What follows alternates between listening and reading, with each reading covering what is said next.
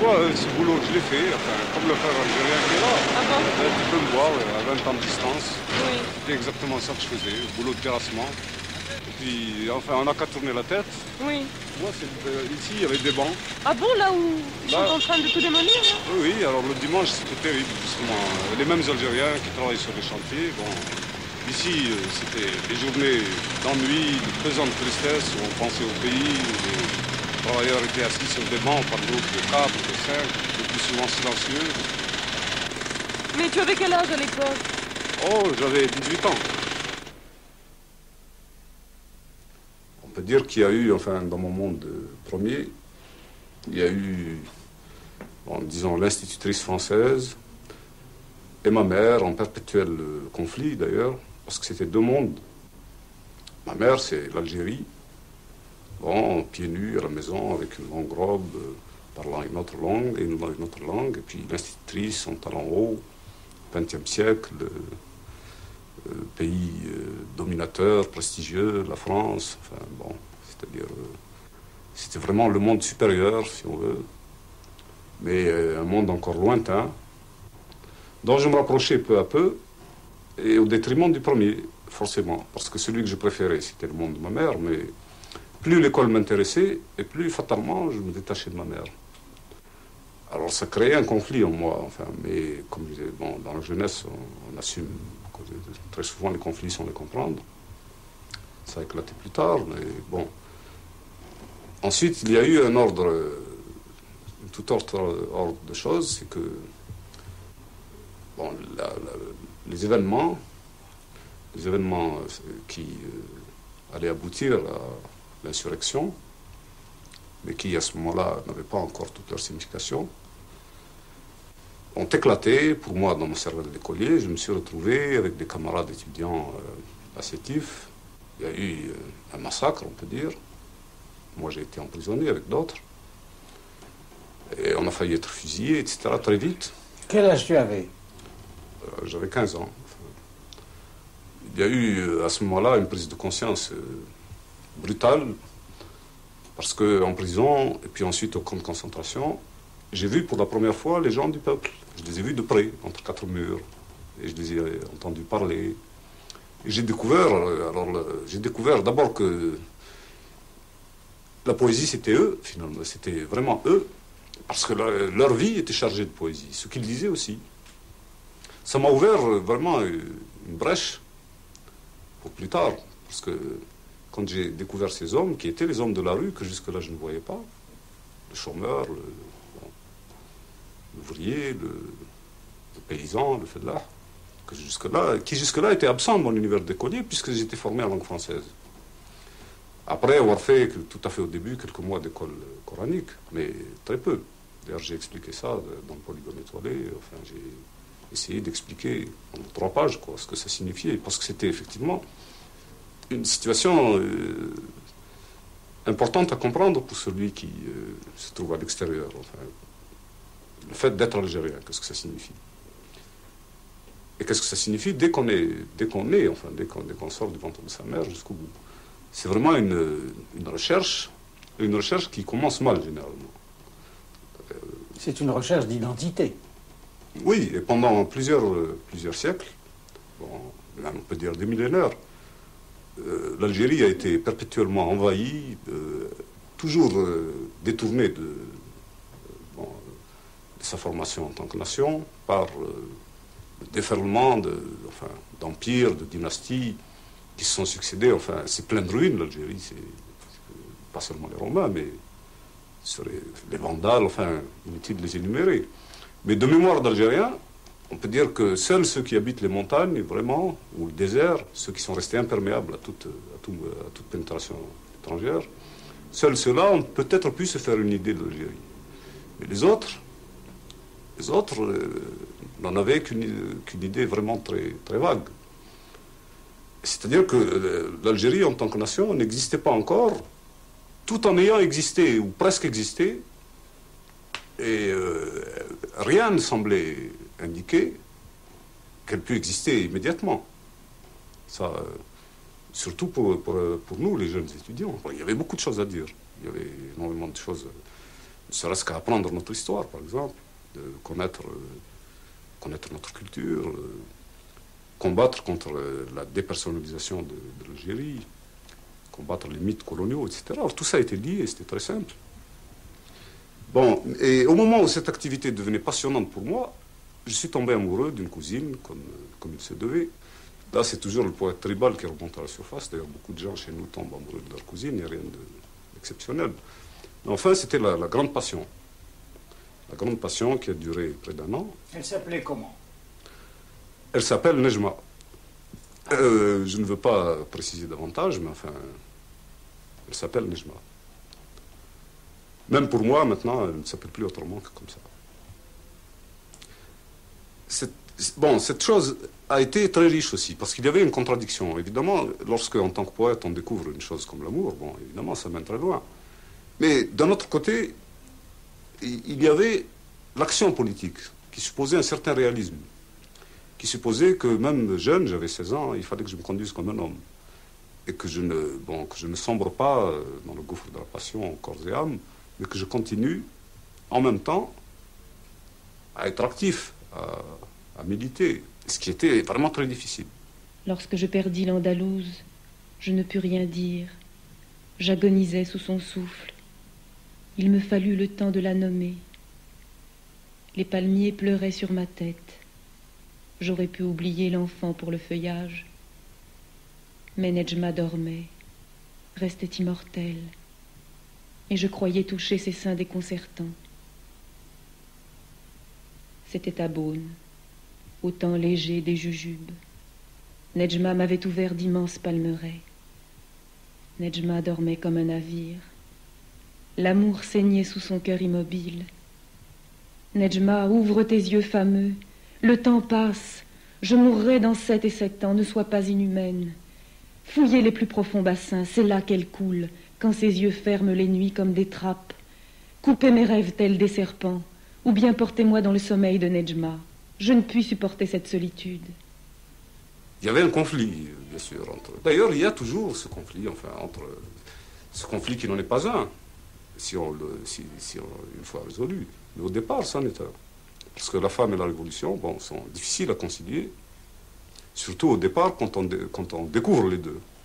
Quand on est au paroxysme du sentiment, d'un point de vue, et puis quand on est aussi au paroxysme de l'enthousiasme, quoi, de l'autre point de vue.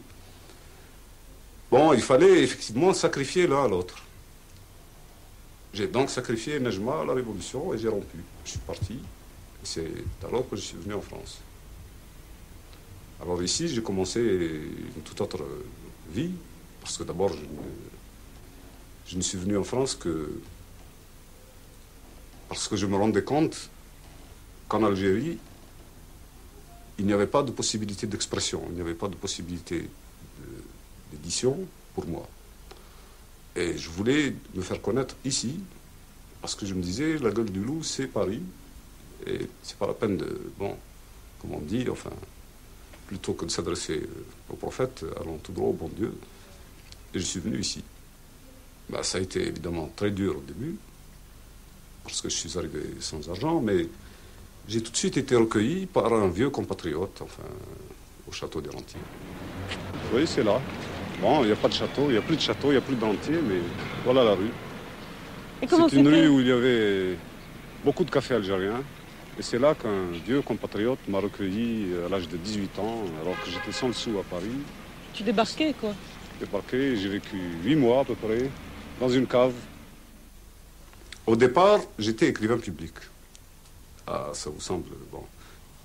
Mais écrivain public, c'est formidable, parce que, évidemment, ayant été recueilli par ce compatriote, la plupart des clients du café et du dortoir étaient analphabètes.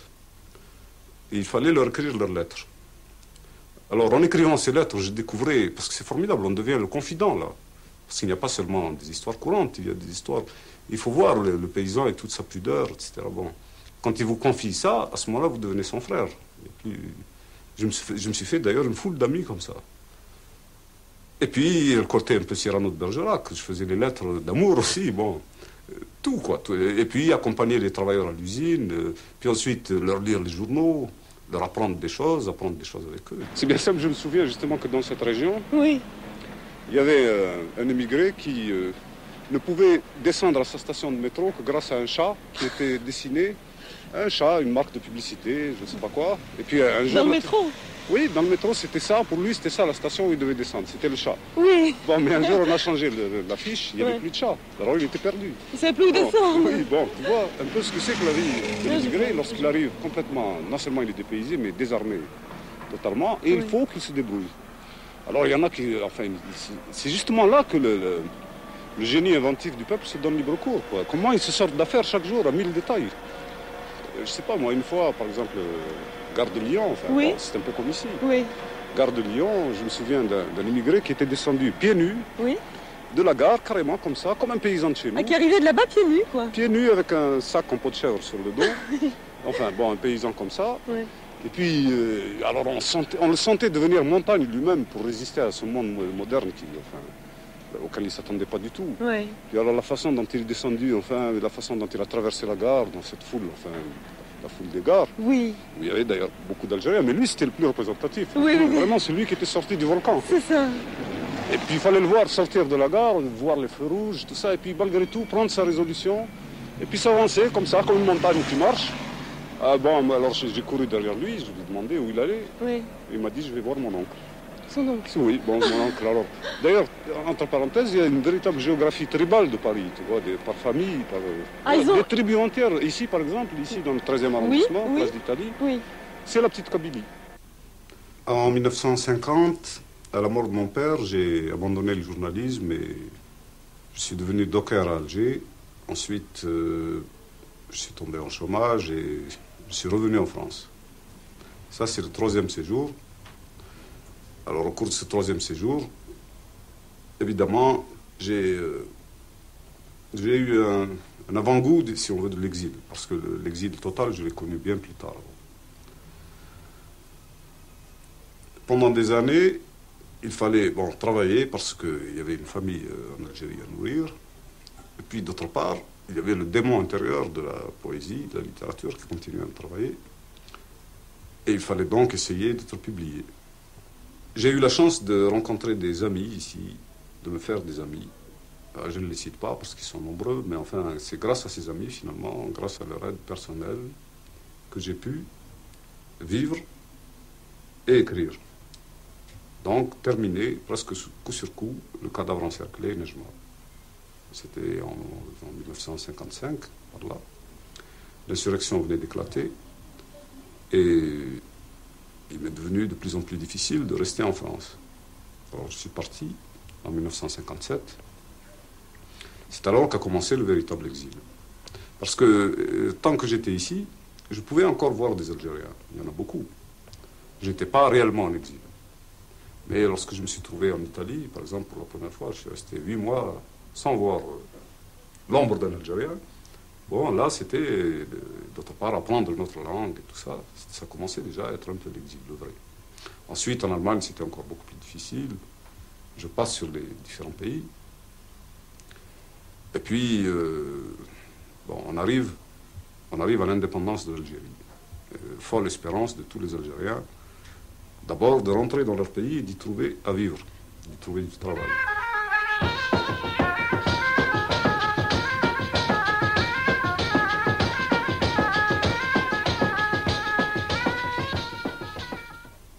Maintenant, au fil des années,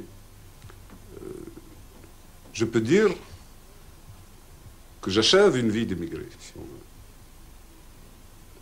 Que j'achève une vie d'émigré dans la même incertitude que le travailleur qui vend ses bras. Parce que l'Algérie est encore aliénée sur le plan culturel. La culture algérienne ne s'est pas encore construite. Et pour la construire, il y a des orientations à prendre, il y a une politique à définir. Nous sommes au cœur du problème, là. Alors bon, maintenant, je continue, par exemple, dans le théâtre, je continue à essayer de créer des pièces de théâtre. Ici et à Alger. Parce que un problème qui semble inexistant, mais qui est énorme, c'est que j'écris en français, on me crée le plus souvent en français, mais mes auditeurs, mon public, ce sont des gens de langue française, ce qui fait à peu près, disons, dans toute l'Afrique du Nord, au grand maximum, 10 000 personnes. Bien. Je veux sortir de ce cercle de lecteurs privilégiés. Je veux sortir de ce cercle de 10 000 lecteurs et je veux trouver mon public naturel. Le trouver, ça veut dire pouvoir s'exprimer librement, être édité, etc. Et voilà que la contradiction, loin de se résoudre, devient encore plus cuisante pour l'écrivain. Parce qu'il a un éditeur français, il a des lecteurs français, il a un gouvernement algérien et il a un peuple algérien. Il faut naviguer entre ces 4 écueils. Bon, écueil, pas pour le peuple. Le peuple, lui, n'est pas un écueil. Mais enfin, il l'est dans la mesure où, pour le moment, il n'est pas inséré dans... C'est-à-dire, le peuple n'intervient pas encore dans le combat. Et il faut ouvrir une voie pour s'en faire un allié, pour aller vers lui. Et il y a un obstacle, un double obstacle matériel, moral et politique. C'est dans cette difficulté-là que se débat un écrivain algérien.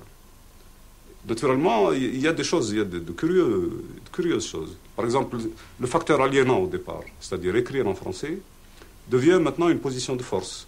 Parce que, m'appuyant sur mon éditeur français, je peux faire passer ici, dans la presse française, des choses que je ne pourrais pas faire passer ailleurs.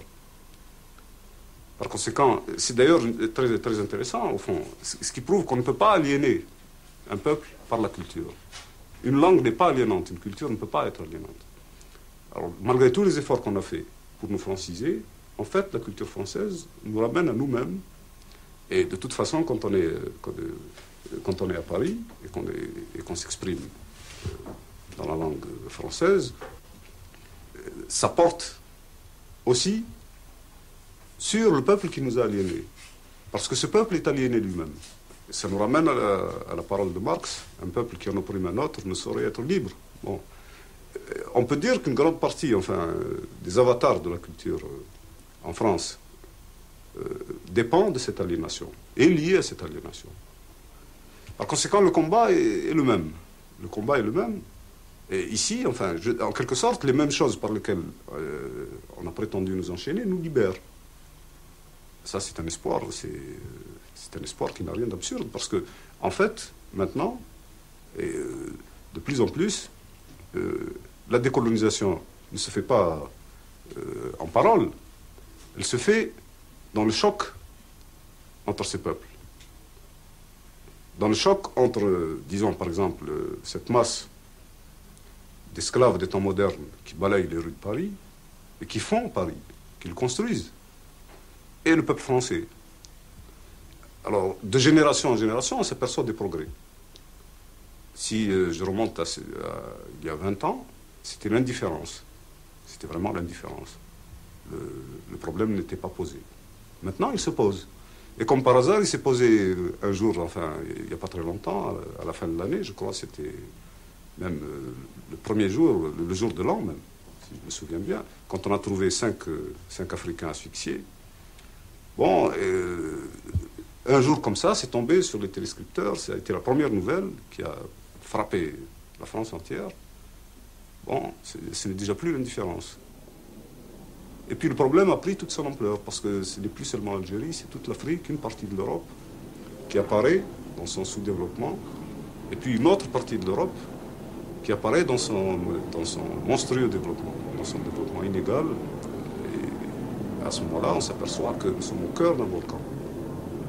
Nous vivons vraiment, il n'y a pas de doute, certains dorment même, mais nous vivons sur un volcan.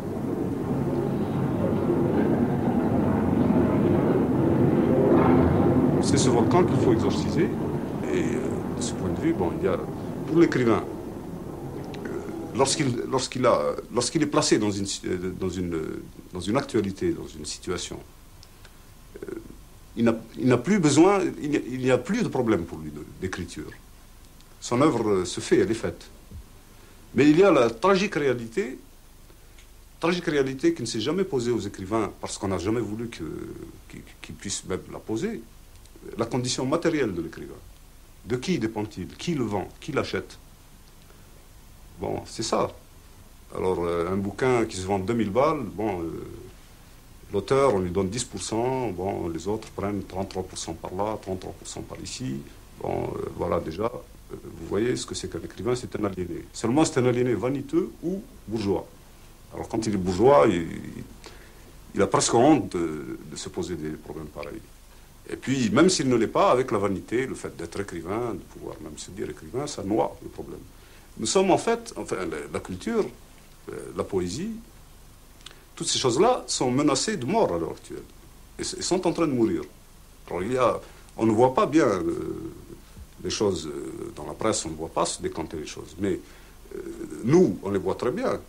Ceux qui font du théâtre ou du cinéma ou ceux qui font ou les journalistes voient très bien à quel point l'aliénation est grave et à quel point la culture, pour passer, ou des choses même très simples, de la simple vérité de tous les jours, pour s'affirmer, ont besoin de prodiges, de cabrioles souvent infamantes, enfin désolantes. Nedjma est un amour de jeunesse. Dans votre œuvre, elle représente l'Algérie. Qui est en définitive Nedjma? Bien sûr, on ne peut pas expliquer. Il faudrait que je me mette à réécrire Nedjma si je devais vous l'expliquer maintenant. Parce que le symbole a l'air facile, comme ça, une femme, c'est l'Algérie, mais ce n'est pas si facile à expliquer. En tout cas, bon, on peut dire que Nedjma, au fur et à mesure que je l'écrivais, ce livre, c'était effectivement un livre à la recherche d'une femme et d'un pays. Il n'est donc pas étonnant que la femme ait incarné le pays. Mais ce n'est pas ça qui va vous donner une idée de la richesse de l'œuvre. Je crois que ce qu'il faut, là, c'est, malheureusement, il faut le lire. Il n'y a aucune théorie à faire là-dessus. Il faut le lire. Et c'est seulement en le lisant qu'on voit se dégager le symbole. Parce que le symbole est très fragile. Enfin, en appuyant lourdement sur tel ou tel aspect, on détruit une nuance. Et un symbole, ça se saisit dans un équilibre très fragile qui est donné par l'écriture. Alors, bon, pour moi, je ne vous apprendrai rien d'intéressant si je vous disais que Nedjma, je vivais avec elle tous les jours. Si je prenais le tram, je la voyais sortir de la mer devant moi. Bon, c'est vrai, c'est obsessionnel. Bon, quand on porte une œuvre et qu'on veut vraiment aller loin, ça devient obsessionnel. Et naturellement, je voyais Nedjma partout. D'autant plus que je n'étais pas seulement amoureux. J'étais aussi... ou si on veut, j'étais amoureux non seulement de Nedjma, mais du pays tout entier qui était son pays, notre pays, mon pays, donc. Bon, c'est ça. C'est-à-dire que l'amour, effectivement, l'amour, bon, le fait d'être embrasé d'amour pour une femme, permet, dans ce même amour, enfin, de saisir, là, tout un peuple. Parce qu'il se trouve que les deux choses se passaient en même temps. Nedjma mangeait des fruits malsains à l'ombre des broussailles. Un poète désolait la ville, suivi par un chien sournois. Je suivis les murailles pour oublier les mosquées. Nedjma fit un sourire, trempa les fruits dans sa poitrine. Le poète nous jetait des cailloux devant le chien et la noble ville. Et les émirs firent des présents au peuple. C'était la fin du ramadan. Les matins s'élevaient du plus chaud des collines. Une pluie odorante ouvrait le ventre des cactus. Nedjma tenait son coursier par la bride, greffait des cristaux sur le sable. Je dis, Nedjma, le sable est plein de nos empreintes gorgées d'or. Les nomades nous guettent. Leurs cris crèvent nos mots ainsi que des bulles. Nous ne verrons plus les palmiers pousser vers la grêle tendre des étoiles. Nedjma, les chameliers sont loin et la dernière étape est au nord. Nedjma tira sur la bride. Je scellais un dromadaire musclé comme un ancêtre. Alors la femme la renvoie au pays, bien sûr. D'autant plus que c'est la partie sacrifiée, cachée du pays. Alors, bon, lorsque l'amour se produit, à ce moment-là, il a tendance à prendre... enfin, pour moi, il a eu tendance à prendre la femme pour noyau, même quand elle n'était pas présente. Elle est d'autant plus présente, d'ailleurs. Et c'est justement c'est ce qui fait que Bon, très souvent, vu par exemple de l'Occident, on imagine la condition de la femme d'une façon fausse. Parce qu'on ne voit que son aliénation économique, bon, et sociale, mais on n'imagine pas sa présence. Or, une femme ne peut pas être exclue. C'est impossible. La femme ne peut pas être exclue d'aucune société. Ce qu'il y a, c'est que la présence de la femme algérienne est autre. C'est une présence cachée, occulte, qui agit d'ailleurs avec force. Et qui d'ailleurs, enfin bon, si on fouille bien, alors là c'est affaire de psychiatre, si on fouille bien, on trouve chez tout Algérien une prédisposition à une espèce d'amour coupable même. Parce qu'on est coupable vis-à-vis de sa mère. Déjà, lorsqu'on est tout petit, on se conduit avec sa mère comme un tyran. On veut la posséder exclusivement pour soi. On veut s'en faire aussi le défenseur et le gardien. Il y a l'honneur, il y a toutes ces vertus ancestrales, bon, tribales, qui ont un côté positif, mais qui, de toute façon, lorsque l'homme est conscient et qu'il sait que sa mère est sacrifiée, qu'il comprend que ses sœurs vont l'être, et qu'il n'y a pas de raison pour que ce ne soit pas toujours ainsi, il se sent coupable. Bon, et de la culpabilité à l'amour, il n'y a pas loin, déjà. Nejma a une mère française. Oui, alors là, il y a toute une symbologie. C'est-à-dire qu'en voulant, en quelque sorte, en donnant à Nejma une mère française et des origines juives, j'ai voulu montrer les deux extrémités du compas. C'est-à-dire que l'Algérie a des origines à l'infini, enfin, a des origines très riches qu'on peut pas. De même qu'on ne pouvait pas dire Algérie française, de même on ne peut pas dire Algérie arabe ou Algérie musulmane. L'Algérie tout court, c'est beaucoup plus vaste que tout ça. C'est cette Algérie tout court, bon, qui est le mystère. C'est pour ça que Nejma vous renvoie aux ancêtres. Bon, Nejma renvoie aux ancêtres pour moi, parce que n'oubliez pas que je suis le produit d'une société tribale. Et que par conséquent, le cousin, chez nous, a toute une résonance qu'ici. Ici, il a perdu cette charge affective qu'il a encore là-bas. Pourquoi? Parce que la tribu est un monde familial. La tribu, c'est une grande famille, et immense. Et Nejma, appartenant à ce monde-là, il est tout naturel qu'elle me renvoie aux ancêtres. Parce que finalement, Nejma est prise entre la tribu et la nation. Bon, les quatre militants qui sont tous les quatre amoureux d'elle, et qui sont des amis d'ailleurs, qui sont des militants, bon, ont pour mission, même s'ils ne le savent pas, de l'amener à la nation, de l'amener à la vie nouvelle. Mais par contre, elle, de son côté, ne se sent pas armée pour cette vie. Elle ne peut pas vivre la vie de la nation encore. Elle est dans ce drame, justement, de ne pas pouvoir y arriver. Alors, bon, cet amour aboutit à une rupture, forcément, bon, à une multiple rupture, et on voit Nejma qui repart vers la tribu sous la conduite d'un vieux nègre. C'est pas pour rien, le vieux nègre, c'est l'Afrique. Parce qu'en Algérie, nous sommes en Afrique. Et ce n'est pas pour rien que j'ai écrit tout ça. Si ça a coulé, enfin, c'est qu'effectivement, des ancêtres écrivaient par moi, bien sûr. Nous sommes le produit de nos ancêtres. Mais alors, nos ancêtres, chez nous, ont une dimension, enfin, encore très grande, parce que nous sommes tout à fait au début de la nation. Enfin, et qu'avant la nation, il n'y avait pas d'autre support. Je me souviens quand j'étais jeune, par exemple, et que je cherchais qu'est-ce que c'est que l'Algérie. Bon, quand je voyais qu'on était pratiquement devenus français, que tout se faisait en français, ça semblait complètement idiot, ça semblait foutu. Eh bien non, qu'est-ce qui faisait, par exemple, que je me précipitais sur des bouquins parlant d'Abdelkader, ou que je me passionnais pour les anciens, etc. Alors, parce que c'était ça la branche, enfin le tronc. D'ailleurs, le tronc de la nation, c'est la tribu. Mais je me suis rendu compte, maintenant, avec le recul, que une scène, enfin, qui revient souvent lorsque je pense au passé, une scène qui revient, c'est je me vois vraiment presque frappant ma mère et l'obligeant à mettre son voile. Parce que c'était la marque de la virilité. Il ne fallait pas que des hommes voient ma mère. Bon. Maintenant, je me rends compte à quel point c'était stupide. Et à quel point, bon, le poids de ce que faisait mon père, de ce que je faisais moi, et de ce que faisaient tous les autres hommes autour de ma mère, ses frères, son père, etc. Maintenant, je me rends compte dans quelle prison elle vivait. Et elle vit encore. Bon, et ce n'est pas pour rien, d'ailleurs, chez moi, bon, la prédisposition à comprendre Baudelaire était peut-être là, dans un sentiment, vraiment, dans un malaise, une difficulté vraiment à vivre, qui est rare ressentie au stade de l'enfance, comme ça. Mais moi, je me souviens très bien que ce n'était pas seulement l'ennui d'un écolier.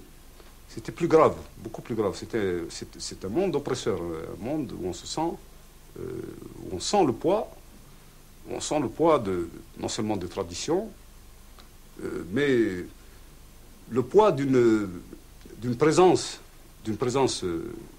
qu'on n'explicite jamais, qui n'est pas, qui est l'essentiel, en fait, mais qu'on ne s'avoue pas, et qui est proscrite dans un certain sens. Alors, ma mère, c'était ça. L'amour, ça devait être ça. Et combien de générations d'Algériens ont vécu cette vie, ont vécu ces empêchements majeurs dans la vie. Bon, sentir que, par exemple, que sa mère souffre et la voir devenir folle, c'est une chose. Bon, d'autre part, tomber amoureux d'une femme déjà mariée, mais en fait pas mariée, vendue pratiquement à son mari, bon, c'est encore une chose. Et ce sont ces 1000 choses que les Algériens rencontrent au moment les plus graves de leur vie.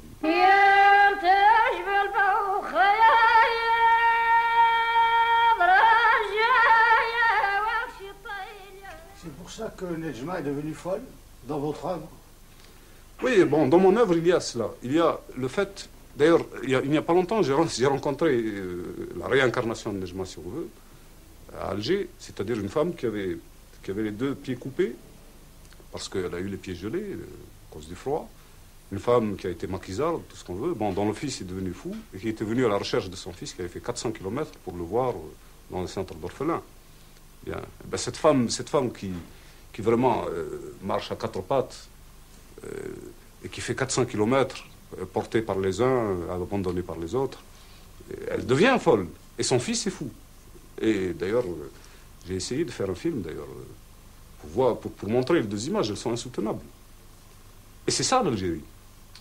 C'est encore ça. Et c'est vraiment la tragédie. Alors dans La femme sauvage, bon, Nedjma devient folle parce qu'il n'y a pas d'autre issue. Il n'y a pas d'autre issue.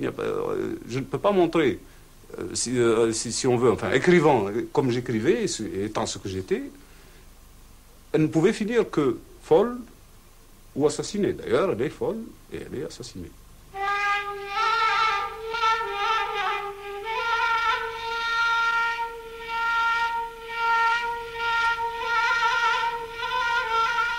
La mort de l'être aimé, bon, vous voyez très bien ce que c'est pour le poète.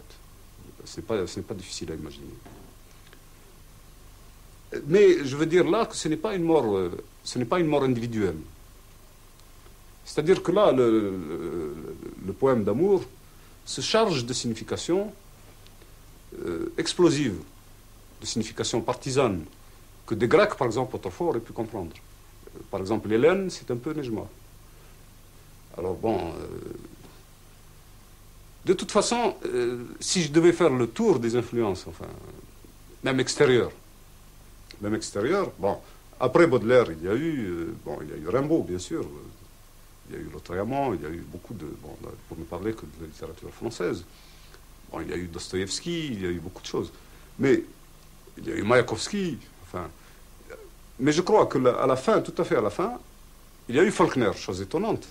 Il y a eu Faulkner. Bon, Faulkner, apparemment, est très loin de moi, parce que Faulkner, bon, c'est un blanc américain vivant dans le Sud. Apparemment, c'est très loin. Et pourtant, en lisant son œuvre, enfin, j'étais vraiment fasciné, à tel point que ça se sent, même dans ce que j'ai écrit, à certains moments, on sent une très forte influence de Faulkner, parce que c'est le même monde. Mais alors, la force de Faulkner, c'est qu'il écrit comme un nègre. Il est capable de se mettre dans la peau d'un nègre, ce que rarement font les écrivains blancs. Et alors, bon, tout ce monde du Sud, ce monde qui est encore primitif, d'ailleurs, bon, qui m'est étranger dans un certain sens, mais que je peux facilement retrouver, même dans sa religiosité. Je ne sais pas, le Baudelaire puritain, disons, ben, mon grand-père était un peu comme ça. Et toutes les vertus qu'on défend, bon, les vertus familiales, bon, et tous les drames de la terre, la façon de faire parler le pays, en plus chez Faulkner, la tragédie, réellement. La tragédie de l'homme blanc, enfin, entre guillemets, vivant sur une terre à laquelle il appartient, il se sent appartenir de toutes ses fibres, parmi des Noirs qu'il aime, bon, chez lesquels on trouve les seuls personnages de Faulkner qui ont vraiment des vertus qui dépassent le cadre habituel, c'est des nègres, généralement. Même quand parfois il y a de la haine, parfois il y a des relents de haine qui sortent, par exemple dans Christmas, le nègre assassin, bon, on sent l'écrivain qui le charge, qui essaye d'en faire un monstre, qui vraiment se débat avec son personnage au corps à corps, et il en sort encore plus grand. Et finalement, enfin, on sent bien que dans Faulkner, le mot dernier, c'est la complicité avec le nègre. Ce n'est pas le refus. Chose qui n'est pas dans Camus, par exemple.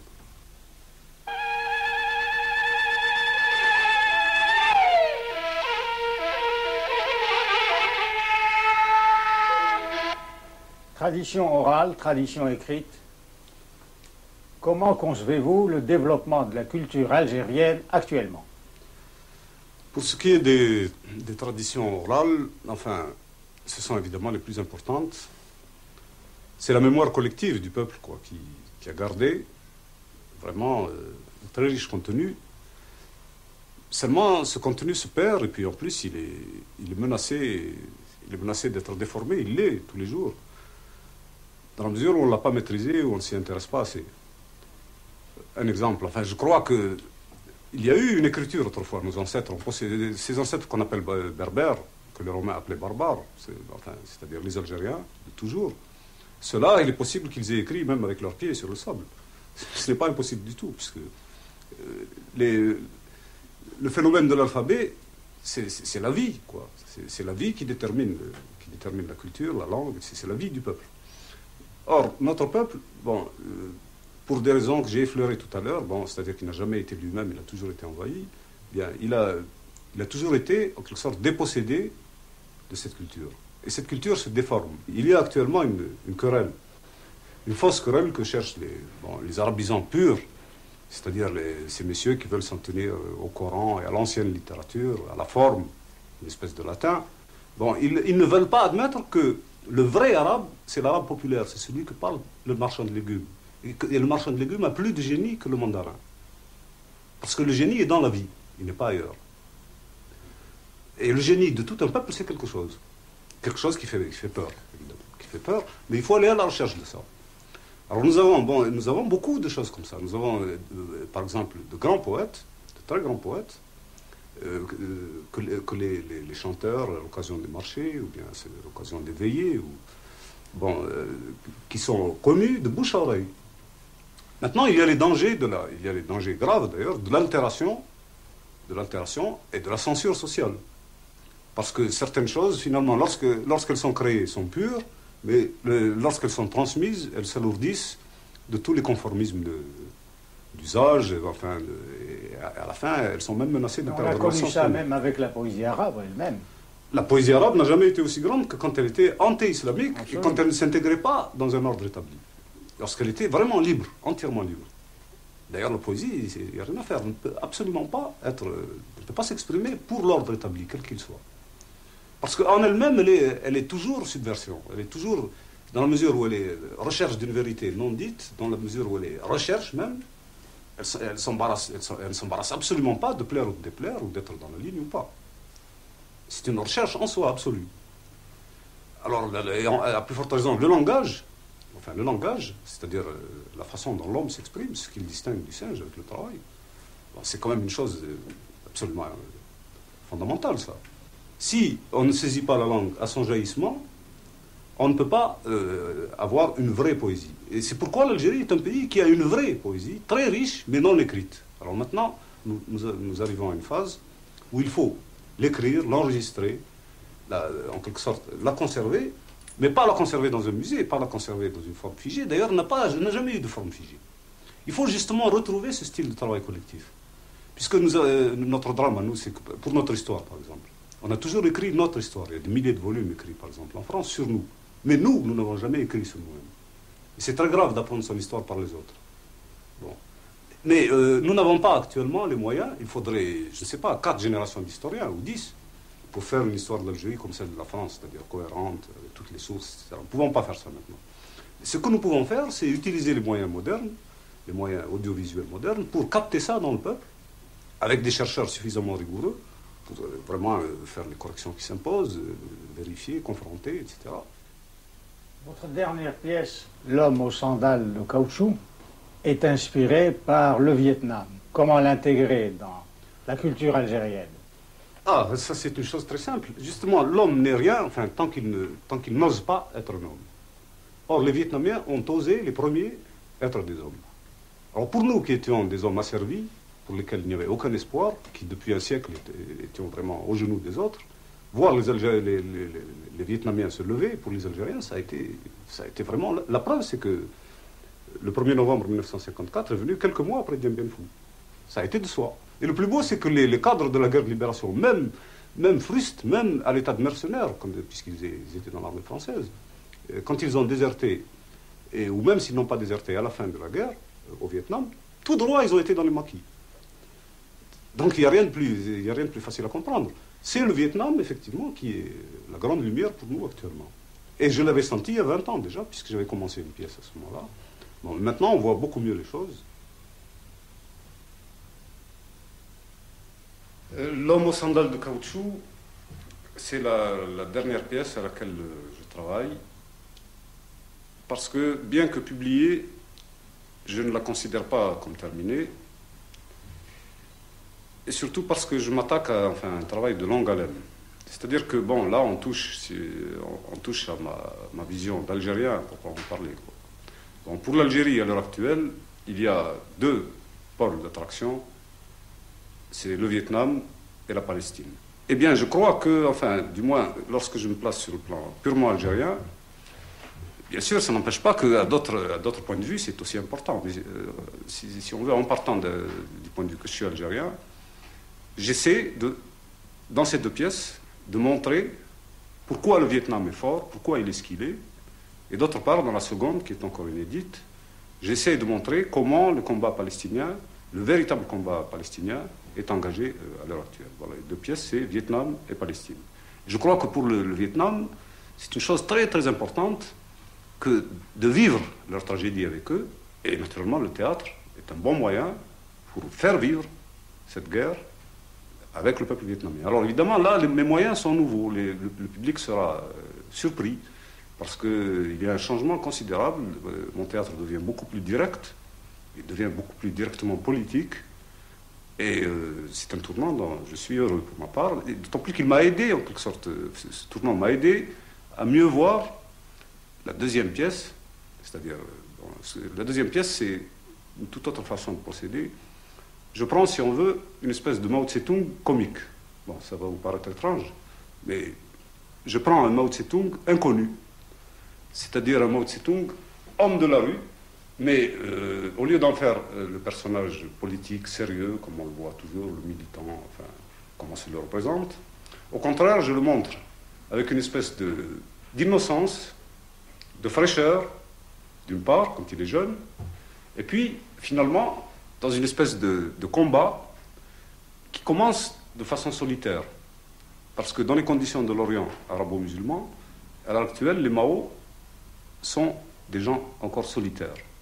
Parce que le combat est très difficile. Nous sommes, par rapport à ce qu'était la Chine, nous ne sommes même pas au mouvement de mai, par exemple, avant la fondation du Parti communiste chinois, etc. Nous sommes vraiment à une période où tout commence très difficilement. C'est une germination difficile qui se fait. Et il est important de faire entrer le comique là-dedans parce que c'est un moyen de libération extrême. Alors, donc, le personnage, le balayeur dont je vous ai parlé tout à l'heure, qui est Ho Chi Minh d'un certain côté, vu d'une certaine façon, c'est Ho Chi Minh, vu d'une autre façon, c'est un balayeur comique qui est à la fois juif et arabe. C'est les 2 prophètes balayeurs, Mohammed et Moïse, qui balayent ensemble sur la Terre Sainte. Et c'est l'histoire de leur conflit qui débouche sur leur unité de combat. Voilà. Bon, alors dit comme ça, évidemment, ça n'apporte rien. Il faut Dans quel but vous réduisez les grands hommes de l'histoire? Je ne crois pas que ce soit une réduction. Je crois que c'est un enrichissement, au contraire. Les voir comme ça, c'est beaucoup mieux, parce que finalement, les gens se représentent très mal ce qu'on appelle les grands hommes. À l'heure actuelle, bon, quand on parle, ne serait-ce que de Staline, pourtant, qui était vivant il y a peu de temps, qu'est-ce que c'est pour les gens, Staline? Finalement, c'est devenu peu de choses. Mao Tse-tung, même, alors qu'il est encore vivant, et même Ho Chi Minh, bien que, alors lui, enfin, c'était un homme extrêmement présent, même lui, on finissait par ne plus très bien savoir ce que c'était, et par en faire une idole. La preuve, c'est qu'il a toujours refusé, enfin, il a toujours refusé une statue, etc., mais à peine était-il mort que la tentation était là et qu'on lui érigeait des statues. Justement, ces grands hommes, alors il y a une fausse façon d'admirer Mao Tse-tung, c'est d'en faire le grand chinois immuable, et il y a une façon fraternelle d'admirer Mao Tse-tung, c'est d'en faire un balayeur comique, tout simplement. Il n'y a pas là de réduction, mais au contraire, une remise en circulation, une résurrection. En quoi il est comique? Il est comique parce que le comique, dans une certaine mesure, est un acte de destruction nécessaire. Aussi nécessaire que le tragique en tant que préparation de cette destruction. C'est-à-dire que le comique, lorsqu'un personnage devient comique, ça veut dire qu'au degré de la conscience, il est déjà capable d'être 2 et 3, il s'est déjà dédoublé, il n'adhère plus à son drame, il n'adhère plus à sa façon de vivre de façon plate, il n'est plus réduit à vivre sa tragédie sans recul, mais au contraire.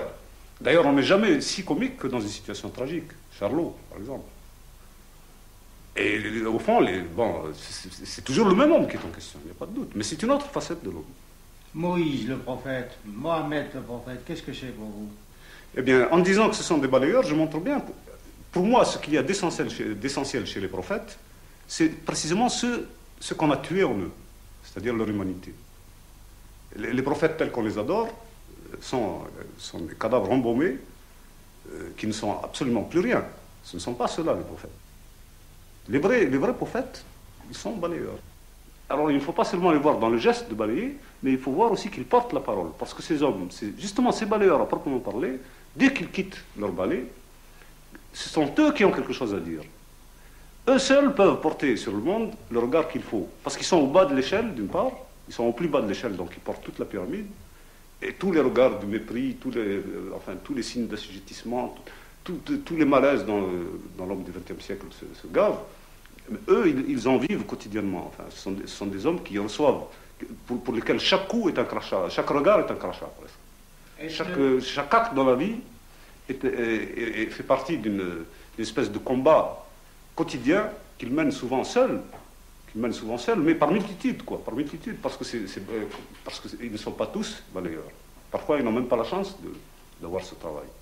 Alors c'est cette immense humanité, qui, dans un théâtre comme celui que nous faisons, bien sûr, à Paris, etc., dans les conditions où nous travaillons, arrive très difficilement à venir au jour. Parce qu'il rencontre... Alors, si le simple balayeur en chair et en os rencontre déjà tant d'obstacles à vivre, à plus forte raison, il rencontre des obstacles à être représenté au théâtre, qui est en quelque sorte le sérail de la bourgeoisie, enfin, des gens pour lesquels il n'y a pas de balayeur. Il y a un petit balayeur, très très petit qu'on ne voit pas. Pour un écrivain, il y a toujours la contradiction vivre et travailler. Bon, il faut vivre pleinement. Il ne faut pas rester dans sa bibliothèque ni dans son bureau.